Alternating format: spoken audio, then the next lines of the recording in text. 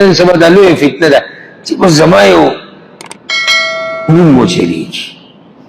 دنیا والا هم دا مقابله ده او د ډېرو هغو هم دا مقابله ده چې نسبت دین ته کېږي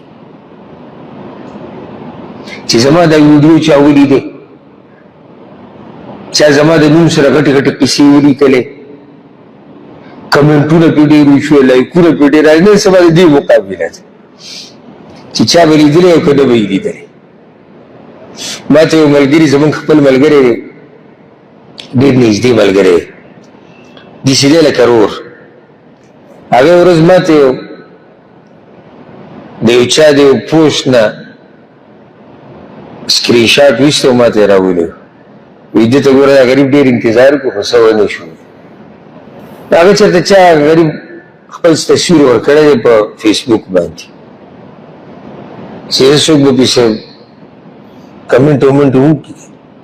نن سبا باقاعده پکې خلک ملګري ته خپل ته میسیجونه کوي ستا نه ګیله من یم کمنټ دې نه و کړی، په زور به کې خو چې بس طریقه زه لږ راښکاره شم ګوره.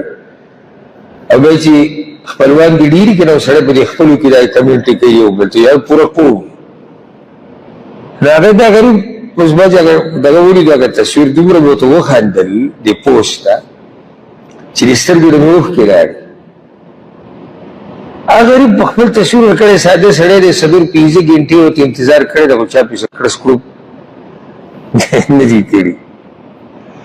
نو بیا د پنځه ګنټې بعد په خپله ماشاءالله دي کړي. هغه ملګري ته ما باید ښه وکړو نو زړه یې پوه شو نو پنځه ګنټو کې څوک ماشاءالله نه دي کړي، داسې ظالمان دي چې ونه شو ته یو په خپله ورځ ورکو ماشاءالله یې پې ولیکي چې پته یې ولیکي او یې ونه لایک هم ورکړی دی په خپله. نو نن سبا زمانه داسې ده که نه چې مقابله روانه ده، منډه چې زه بس مشهور شو او خلکو زه وپېژندې. د الله نه ویرېږي، د شهرت ګوره لویه فتنه ده چې پټ وي ښکلی ژوند به تېر کړې په ارام. اوس یو سړی مشهور شي او شهرت ولا الله ورکړي او په دیندارۍ په علم نو دا بیا ورکړه د الله ده چې الله یې د چا په نصیب کړي. خو دوه خبرې دي، دی په خپله غواړي نه او د شهرت د ده دپاره فتنه نه ګرځي، نو دا بیا نعمت دی، دا بیا څه دی؟ نعمت دی. الله رب العزت دې موږ د هر قسمه فتنې نه وساتي او الله رب العزت دې موږ ته هر خیر نصیب کړي.